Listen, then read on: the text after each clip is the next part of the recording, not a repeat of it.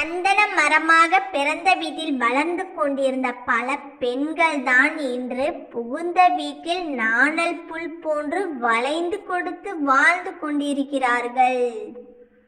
உண்மைதாங்க. என்ன சொல்றீங்க? மாமியாரை தாயாக நினைக்க சொல்லும் பெரும்பாலான புகுந்த வீடுகளில் பிறந்த மகளுக்கும் வாழ வந்த மருமகளுக்கும் ஒரே மாதிரியான நீதி கிடைப்பதில்லை. நமக்கு மட்டும் அட்வைஸ் பண்றாங்க தானே, ஆனா அவங்க கரெக்டா நடந்துக்கிறாங்களா?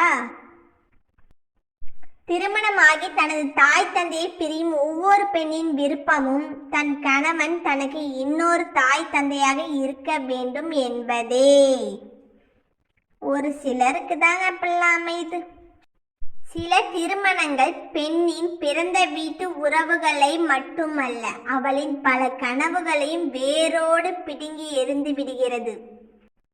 ஒரு பெண்ணிடம் பிறந்த வீட்டிலிருந்து என்ன கொண்டு வந்தாய் என விசாரிக்கும் சமூகம், பிறந்த வீட்டிலிருந்து எதையெல்லாம் இழந்து வந்தாய் என மறந்து போய் கூட விசாரிப்பதில்லை. இதுதான் உலகம். யார் ஃபீலிங்ஸையும் யாரும் புரிஞ்சுக்கிறதே இல்லை. ஒவ்வொரு பெண்ணின் வாழ்க்கையிலும் ஏராளம் கனவுகள் உண்டு. அத்தனை கனவுகளும் முதல் பாதி பிறந்த வீட்டிற்காகவும் மறுபாதி புகுந்த வீட்டிற்காகவும் கலைந்து போகிறது, பகல் கனவாகவே.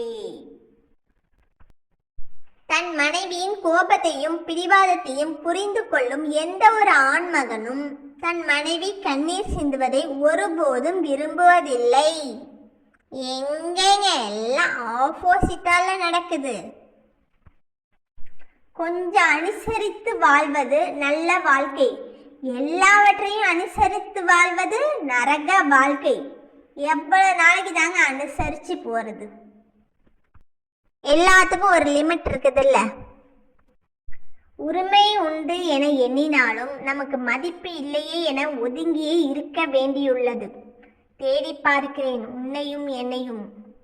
என்னதான் சொல்லுங்க, நம்ம உரிமை எடுத்துக்கொண்டாலும் உரிமை இல்லாத இடத்துல நமக்கு மரியாதை இருக்காது. ஓகேங்க, இந்த வீடியோ பிடிச்சிருந்தா லைக் பண்ணுங்க, சப்ஸ்கிரைப் பண்ணிக்கோங்க.